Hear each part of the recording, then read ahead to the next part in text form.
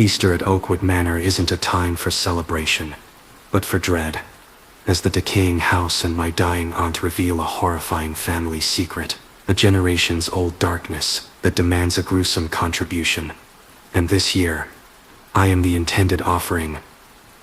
The air hung thick and cold, not with the usual crispness of early spring, but with a damp, clinging chill that felt like the breath of a tomb. My ancestral home, Oakwood Manor, always brooding and shadowed, seemed to draw the last vestiges of warmth from the feeble pre-Easter sun. I had returned, a prodigal niece, summoned by the failing health of my Aunt Odessa, the last of my bloodline, who still clung to this decaying monument of a house. The letter penned in her trembling hand had arrived 2 weeks ago, a stark white paper against the black wax seal, its contents a desperate plea for my presence during what she feared would be her final Easter. Stepping through the massive oak doors was like entering the maw of some ancient, slumbering beast. The familiar scent of dust, decaying velvet, and something else. Something subtly foul, like stagnant water and wilted lilies, filled my lungs. The grand hall, perpetually shrouded in a melancholic gloom, was even more oppressive than I remembered. Cobwebs, thick and gray as aged lace, draped the corners and chandeliers, swaying gently in the imperceptible drafts that snaked through the house. Portraits of my ancestors, their eyes dark and judging, seemed to follow my progress with silent disapproval. I was not like them, these stern, unsmiling people who had lived and died within these walls, their lives as rigid and unyielding as the stone that formed their prison. Aunt Odessa was confined to her room on the second floor. The chamber that had once been my nursery now transformed into a sick room heavy with the cloying scent of tonics and decay. Her face, once sharp and intelligent, was now a roadmap of wrinkles. Her eyes, however, still held a spark of the old fire, albeit dimmed by pain and time. She greeted me with a frail smile and a hand like a bird's claw. "Eleanor," she whispered, her voice raspy. "You came." "Of course, Aunt Odessa," I replied, taking her hand. It was colder than mine, despite the roaring fire in the hearth. "I received your letter. How are you feeling?" A shadow crossed her face. "The body weakens, Eleanor, but it is not the body that truly suffers." She paused, her gaze fixed on the rain-lashed window. "This house, that remembers, and it does not forget." Her words, though cryptic, sent a familiar shiver down my spine. Oakwood Manor had always felt alive, a conscious entity observing its inhabitants with a malevolent patience. Growing up, I had attributed it to a child's overactive imagination, fueled by the house's oppressive atmosphere and the hushed, fearful whispers of the few remaining servants. But as an adult, the feeling persisted, a low hum of unease beneath the surface of everyday life within its walls. The days leading up to Easter Sunday were a blur of hushed tones, the rattling of medicine bottles, and the constant, unnerving creaks and groans of the old house settling. Aunt Odessa spoke little of her illness, instead focusing on the history of Oakwood Manor, recounting tales of my ancestors, their triumphs, their tragedies, and the persistent rumors of a darkness that clung to our family line. She spoke of a generations-old affliction, she called it, that manifested around the time of the spring equinox, often culminating on Easter. "A darkness that demands payment," she had murmured one evening, her eyes wide with a fear that transcended her physical weakness. "It has always been so, a price for the prosperity the Oakwoods have enjoyed." I tried to dismiss it as the ramblings of a sick old woman, but the sheer conviction in her voice, coupled with the house's pervasive sense of dread, made it difficult. I found myself jumpier, starting at shadows. Sleep offered little respite, filled with unsettling dreams of tangled thorns, broken eggs, and a chilling childlike weeping echoing through empty halls. 2 nights before Easter, I was woken by a strangled cry from Aunt Odessa's room. I rushed in to find her sitting bolt upright in bed, her eyes wide with terror, staring at the far corner of the room. The air was frigid, colder than the rest of the house, and the scent of decay was overwhelming. "Did you see it?" she rasped, clutching my arm with surprising strength. "The shadow, it had thorns, Eleanor, and it reached for me." I saw nothing but the heavy velvet curtains and the dancing shadows cast by the dying fire. I tried to soothe her, attributing it to a nightmare, but her terror was profound, a raw primeval thing that mirrored the growing fear in my own heart. The following day, Good Friday, the atmosphere in Oakwood Manor was particularly heavy. A thick fog had rolled in overnight, pressing against the windows like a shroud, further isolating us from the outside world. The silence within the house was broken only by the mournful calls of distant birds and the relentless ticking of the grandfather clock in the hall. Each tick, a hammer blow against the suffocating quiet. Aunt Odessa refused to be left alone, her eyes darting nervously to the corners of the room. She spoke in fragmented sentences about the darkness, the payment, and the approaching reckoning. She pressed a small tarnished silver locket into my hand, a family heirloom I recognized from portraits of long-dead Oakwood women. "Keep it close, Eleanor," she whispered, her voice barely audible. "It may offer some protection when the time comes." I fastened the locket around my neck, the cold metal a stark contrast to my skin. As I did, a faint, almost imperceptible pulse seemed to emanate from it, a low thrum that resonated deep within my bones. That evening, as darkness descended, the house seemed to awaken. The creaks and groans intensified, no longer sounding like the settling of an old structure, but like the shifting of something massive and unseen within the walls. Distant whispers, just at the edge of hearing, seemed to slither through the air. I found myself constantly looking over my shoulder, my nerves frayed to breaking point. I was in the library, attempting to distract myself with a book, when I heard a soft, rhythmic scratching coming from within the walls themselves, just behind the built-in bookshelves. It was persistent, like claws on wood, and it was moving, slowly, deliberately, along the length of the wall. My blood ran cold. This was no mere rodent or insect infestation. This was something else. I backed away from the bookshelves, my heart hammering against my ribs. The scratching continued, a horrifying soundtrack to the growing sense of dread that filled the room. It stopped directly behind a large, leather-bound volume on occult practices, a book I knew Aunt Odessa kept locked away. A faint, sickly sweet scent, like rotting flowers, began to seep from behind the shelves. Just then a violent crash echoed from upstairs, followed by Aunt Odessa's blood-curdling scream. I froze, the scratching forgotten for a terrifying moment. Her scream was cut short, ending in a choked gasp. My mind screamed at me to run, to flee Oakwood Manor and never look back. But the image of my frail aunt, alone and terrified, spurred me into action.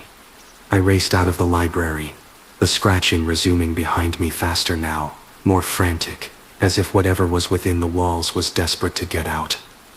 I reached the top of the stairs, my breath catching in my throat. The door to Aunt Odessa's room was ajar, a sliver of darkness visible within. A low, guttural growl emanated from the room, a sound that curdled my blood. It was not human. I pushed the door open, my hand trembling, and stepped into the nightmare. The room was in disarray. Furniture was overturned, the contents of drawers scattered across the floor. Aunt Odessa was gone. The window was wide open, the fog swirling in, bringing with it the scent of damp earth and something else, something metallic and foul. On the sill, partially obscured by the fog, I saw a smear of dark viscous liquid and a single broken bird's egg, its shell a sickly gray. A chilling whisper snaked through the room, seeming to come from the very walls themselves. The tithe paid. Panic seized me. Aunt Odessa was gone, taken by, what? The darkness she had spoken of? The affliction that plagued the Oakwoods. I stumbled back, my gaze falling on the overturned nightstand. A small, ornate wooden box lay open, its contents spilled onto the floor. Amidst the scattered trinkets and personal effects, I saw a small leather-bound book, Aunt Odessa's journal. With trembling hands, I picked it up. The pages were filled with her spidery script, growing more frantic in the later entries. She wrote of the increasing darkness, the chilling whispers, the feeling of being watched. And then, I found an entry dated just yesterday, Good Friday. It demands a sacrifice, a life for the spring, the blood of an Oakwood to renew the earth. My blood ran cold. A sacrifice. Was that what had happened to Aunt Odessa? Was that the true horrifying secret of Oakwood Manor, in the Oakwood line? A chilling thought took root in my mind. A terrifying possibility that explained the house's malevolence, the family's strange history, and the timing of Aunt Odessa's decline. I needed to understand. I needed to know the full extent of this horrifying legacy. I clutched the journal, my fingers white on the aged paper. A floorboard creaked behind me. A heavy, deliberate sound. I spun around, my heart leaping into my throat. Standing in the doorway was a figure, tall and cloaked in shadow, its features indistinct in the gloom. The air around it was thick with the same foul scent that had emanated from behind the library walls. It raised a hand, long, skeletal fingers tipped with what looked like sharpened bone, and pointed directly at me. As the shadowy figure advanced, a low, sibilant whisper filled the air, seeming to coil around me like a serpent. The offering was accepted, and now, the harvest begins. I didn't wait to see what the harvest entailed. I turned and fled, the journal clutched to my chest, the figure's rasping breath, a horrifying counterpoint to the frantic pounding of my own heart. I didn't know where I was going, only that I had to get away from the figure, from the room, from the suffocating dread of Oakwood Manor. I ran down the grand staircase, my footsteps echoing loudly in the oppressive silence of the house. The darkness seemed to press in on me from all sides, the ancestral portraits on the walls appearing to sneer in the periphery of my vision. I burst into the main hall, the cold air offering little relief. The front doors were massive and barred from the inside. There was no easy escape. Panic threatened to overwhelm me, but the chilling whisper of the fear spurred me on. I had to find another way out, or at least a place to hide, to think, to understand what horrors I had stumbled into. My gaze fell upon the heavy oak door leading to the cellars. It was usually kept locked, but in the chaos, perhaps, I scrambled towards it, my hands fumbling with the large iron ring handle. To my surprise, it yielded, swinging inward with a low groan, revealing a yawning blackness and the damp, earthy smell of the house's foundations. Without a second thought, I plunged into the darkness, pulling the heavy door shut behind me. The sudden, absolute blackness was disorienting. I fumbled for the small flashlight I kept in my pocket, its weak beam cutting a shaky swathe through the oppressive gloom. The air in the cellar was even colder than the rest of the house, thick with the scent of damp stone and something else, a faint, cloying sweetness that I now recognized as the sickly smell I had detected in the library and Aunt Odessa's room. The cellar was a labyrinth of stone arches and damp walls, filled with forgotten relics of the Oakwood family. Decaying furniture, shrouded in dust sheets, rusted tools, and crates filled with God knows what. I moved cautiously, my flashlight beam dancing across the uneven floor, my ears straining for any sound from above. The house was silent now, a terrifying, expectant silence that was almost worse than the creaks and groans. I found a small, relatively dry corner behind a stack of crates and sank to the floor, the cold seeping into my bones. I opened Aunt Odessa's journal again, my hands still trembling. I needed to find answers to understand the nature of this tithe and the harvest. The journal entries became increasingly frantic as I read on.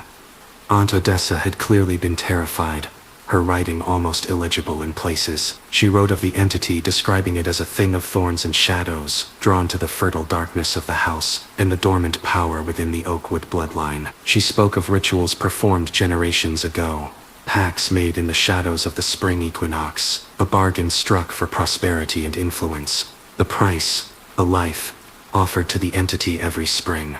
An Oakwood life to ensure the continued blessing on the family. My stomach turned. My ancestors had made a deal with something ancient and malevolent, sacrificing their own flesh and blood for wealth and power. And the timing, Easter, the celebration of rebirth and resurrection, twisted into something dark and horrific, a perversion of life and renewal. Aunt Odessa's last entry sent a fresh wave of terror through me. The entity is impatient. It senses the waning of my life. It will not wait for the appointed time. It seeks another, one with the blood, untainted by the knowledge of the pact. A fresh vessel. It knows she is here. It knows I'm here? The words seemed to leap off the page, echoing in the suffocating silence of the cellar. The entity, the thing of thorns and shadows, was hunting me. I was the fresh vessel it sought. My mind raced, desperately trying to piece together the fragmented information. The locket. Aunt Odessa had said it might offer some protection. I gripped the silver locket around my neck, its faint pulse now stronger. A steady thrumming that seemed to push back against the oppressive darkness of the cellar. As if in response to my thoughts, a low scraping sound echoed from the top of the cellar stairs. It was the heavy oak door, slowly creaking open. A thin sliver of light from the hall above pierced the darkness, illuminating a section of the stone floor. Then, a shadow fell across the light, a distorted, elongated shape that could only belong to the figure I had seen. It was coming for me. I scrambled back further into the darkness, pressing myself against the damp stone wall. My flashlight beam flickered, its batteries dying. The scraping sound intensified as the figure began to descend the stairs, each step deliberate, measured, sending a fresh wave of terror through me. The sickly sweet scent grew stronger, accompanied now by the faint, unsettling smell of damp earth and newly turned soil. My hand, still gripping the locket, brushed against something cold and hard on the cellar floor. I lowered my flickering flashlight beam. It was a small, intricately carved wooden egg, painted with strange, swirling patterns. It looked old, very old. As my light fell upon it, the swirling patterns seemed to writhe and shift, and I heard a faint, almost inaudible whispering emanating from the egg itself. The figure was halfway down the stairs now, its shadowy form becoming more defined in the faint light from the hall. I could see the glint of those sharpened bone fingers as they gripped the stone banister. There was nowhere left to run. As the figure reached the bottom of the stairs and turned towards me, a sudden sharp crack echoed through the cellar, followed by a rush of cold, damp air and the sound of crumbling earth from behind me. A section of the stone wall I had been pressing against had given way, revealing not more cellar, but a narrow, dark tunnel, its entrance choked with tangled roots and damp soil. And from within it, I heard the faint, yet unmistakable sound of children weeping. I didn't know what the tunnel was, or where it led, but the horrifying sounds and the promise of escape from the advancing figure were enough. I scrambled through the opening, the cold earth crumbling around me, the sound of the figure entering the cellar echoing behind me. The tunnel was narrow and suffocating, the air heavy and damp. Tangled roots snagged at my clothes and hair as I crawled forward. The faint weeping sounds grew louder, a mournful, disembodied chorus that seemed to penetrate my very soul. My flashlight died completely, plunging me into absolute darkness. I had only the chilling sound of the weeping and the faint rhythmic thrumming of the locket around my neck to guide me. The tunnel sloped downwards, the air growing colder and the scent of damp earth more pronounced. I could hear the scraping and rustling of the figure behind me, entering the tunnel, its pursuit relentless. The tunnel opened into a larger space, though still underground. My hands touched something cold and smooth, carved stone. I felt around, my fingers tracing familiar shapes, crosses, angels, weeping figures. A crypt. I had stumbled into the Oakwood family crypt. The weeping was louder here, seeming to come from all around me, echoing off the stone walls. It sounded like the cries of lost children, filled with an ancient sorrow. I fumbled for a moment, trying to understand my surroundings in the suffocating darkness. The air was thick with the cloying sweet scent, stronger here than anywhere else, mingled with the smell of decay. My foot kicked something small and brittle. I bent down and felt around. It was an eggshell, but larger than a bird's egg, its surface rough and uneven. My fingers found another, and another. The floor of the crypt was littered with broken eggshells. And then I understood, with a sickening lurch of my stomach. The tithe, the harvest, the blessing. It wasn't just a life taken, it was a perversion of life. A macabre Easter ritual, performed in the darkness beneath the house. A low growl echoed from the tunnel entrance behind me.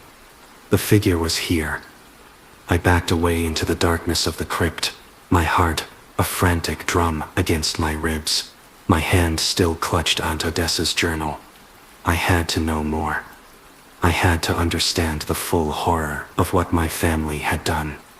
With shaking fingers, I tried to recall the faint words Aunt Odessa had spoken, the scattered phrases in the journal, the spring equinox, the dormant power, the fertile darkness. A new sound joined the weeping, a soft, rhythmic thump, thump, thump, like something heavy being dragged across stone. The figure was moving deeper into the crypt. The air grew colder, the sickly sweet scent almost overpowering now.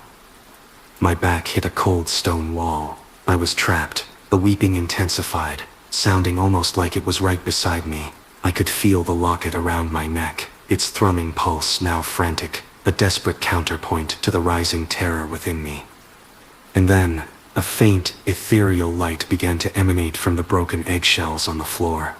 A soft, phosphorescent glow that illuminated the horrifying scene around me. The crypt was filled with the crumbling remains of coffins, their lids askew, and from within some of them, and scattered amongst the broken eggshells, were small, fragile skeletons, the size of children. The light from the eggshells grew brighter, casting long, dancing shadows on the walls. I saw them then, faint, translucent forms flickering in the edges of my vision. The source of the weeping. The spirits of the sacrificed children, forever bound to the darkness of the crypt in the twisted ritual of the Oakwood family.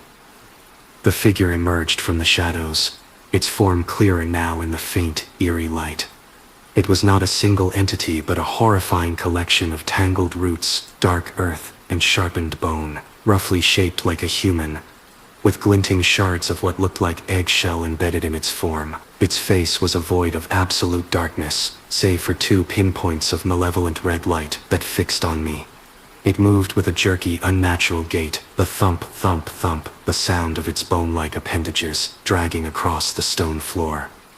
It raised one of its clawed hands, reaching towards me. The sickly sweet scent was overpowering now, filling my lungs and making my head swim. The weeping of the child's spirits intensified, a mournful wail of warning. I had nowhere left to go. The figure advanced, the horrifying embodiment of the Oakwood family's dark legacy, come to claim its next tithe. I braced myself, the locket, the only tangible defense against the encroaching horror.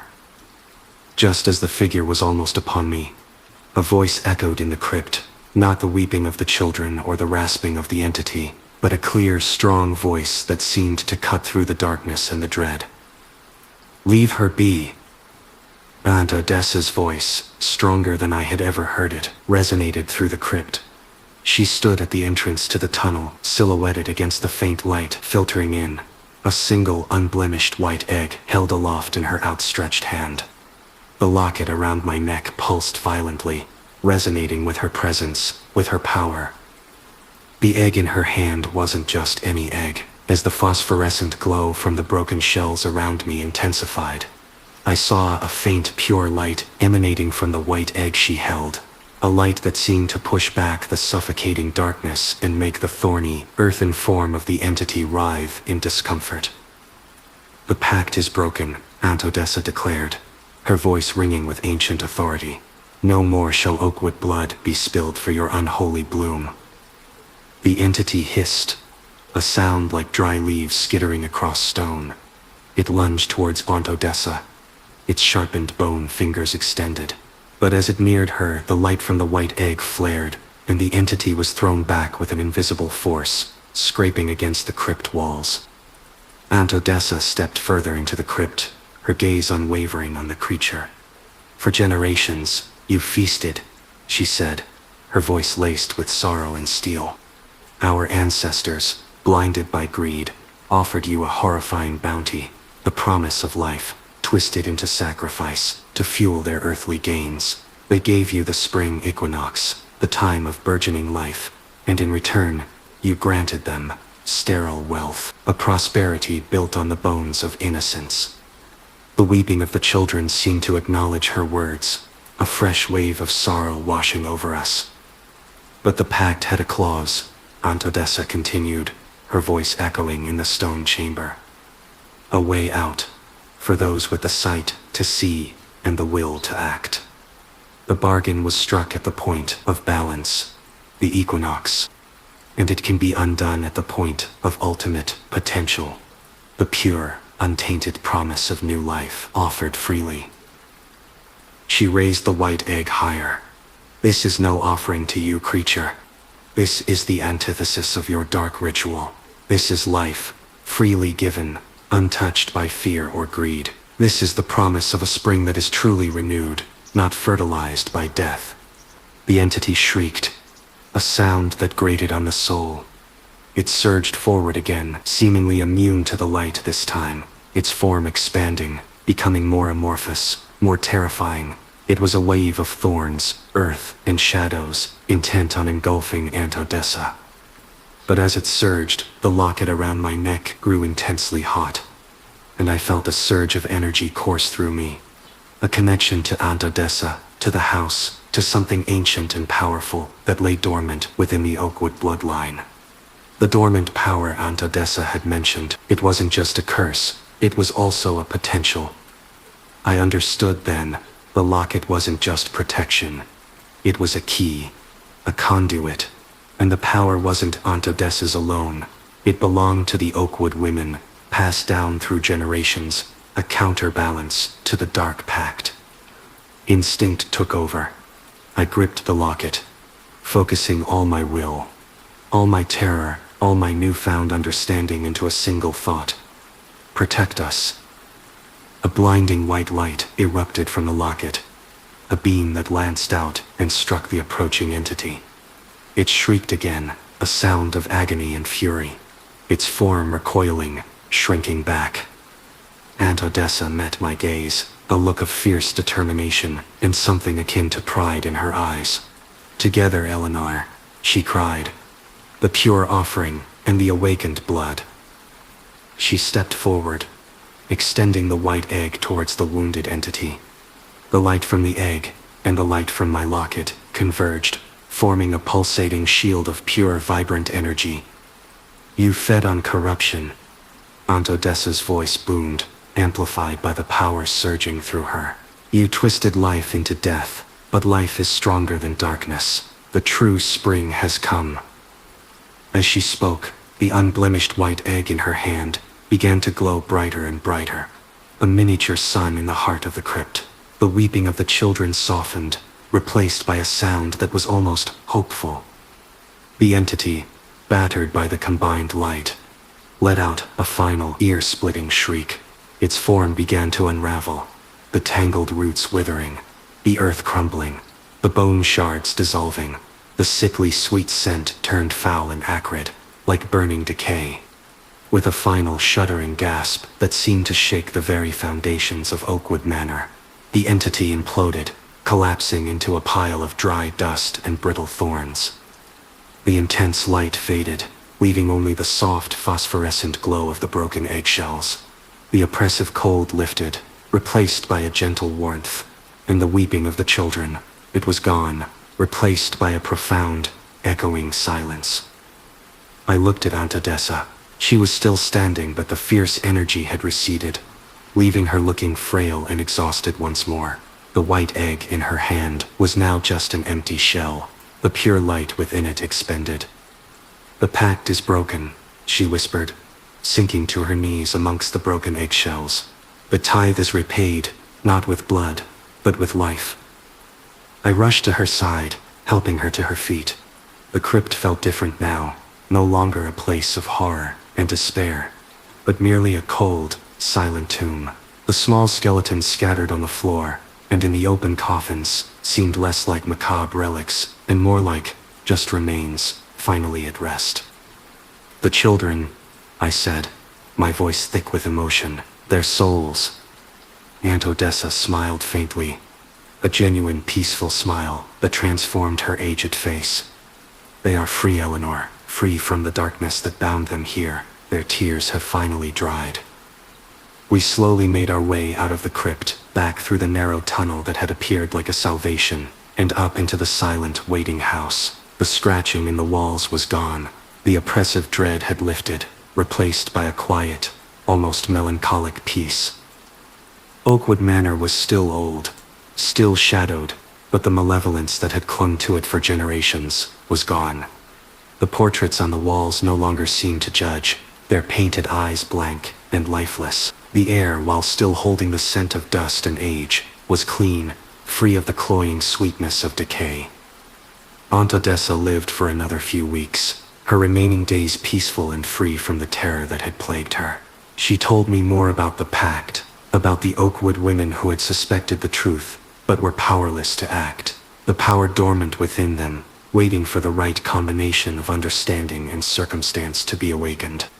She had discovered the clause in an ancient, hidden family text, and had spent years preparing, nurturing the pure white egg from a specially bred line of chickens, a line said to carry a spark of the original untainted life force of the land before the pact was made. The locket, she explained, was an amplifier, a focus for the dormant power. When Aunt Odessa finally passed away, it was on a clear, bright spring morning. There was no fear in her eyes, only peace. We buried her in the family plot, the ground soft and fragrant with new growth. The future of Oakwood Manor remains uncertain. The wealth acquired through the dark pact feels tainted. I am the last of the Oakwoods, and the weight of my family's history rests heavily on my shoulders. I could sell the house, abandon it to the elements, but something holds me here, a sense of responsibility perhaps, to the innocent lives that were sacrificed, and to the fragile peace that Aunt Odessa fought so hard to achieve.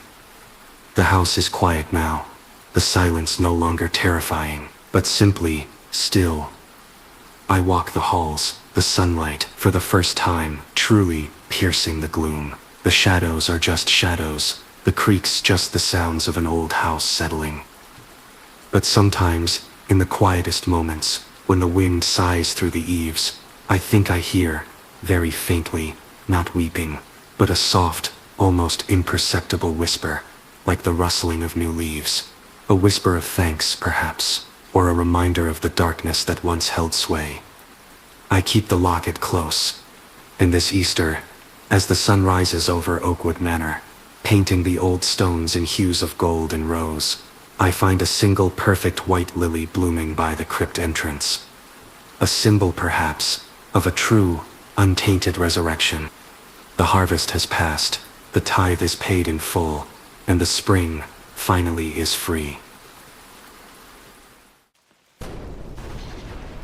Sweet dreams.